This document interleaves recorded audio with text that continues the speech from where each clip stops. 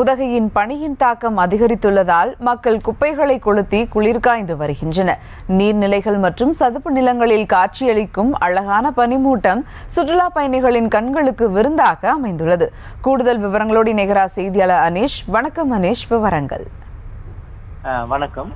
உதகையில் உறைபனிக்கு பதிலாக கொட்டி தீர்த்து வரும் நீர்பனியால் நிலவி வரும் கடும் குளிரால் பொதுமக்களின் இயல்பு வாழ்க்கை முற்றிலும் பாதிக்கப்பட்டுள்ளது. நீலகிரி மாவட்டம் உதகை மற்றும் அதன் சுற்றுவட்டார பகுதிகளில் கடந்த சில நாட்களாக அதிகாலை வேளைகளில் நீர்பனியின் தாக்கமானது அதிகரித்து காணப்படுகிறது.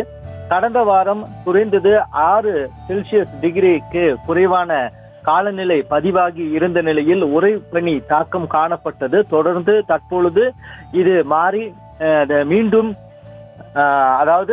நீர்பனியாக மாறி வருகிறது. இதன் காரணமாக அதிகாலை வேளைகளில் கடும் குளிர் நிலவி வருகிறது. மேலும் அதிகாலை வேளைகளில் விவசாய பணிகளுக்கு செல்வோர் குளிரிலிருந்து தங்களை பாதுகாத்துக் கொள்ள குப்பைகளை தீயிட்டு குளிர் காய்ந்து தங்களை பாதுகாத்து வருகின்றனர்.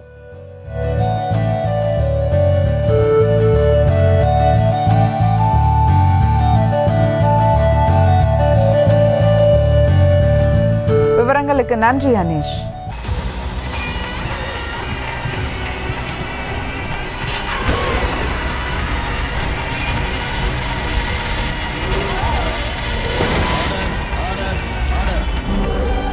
நிகழ்தகவு குற்றங்களின் மறுபரிமாணம் நாள்தோறும் இரவு 10 மணிக்கு இணைந்திருங்கள் நமது நியூஸ் தமிழ் தொலைக்காட்சியோடு.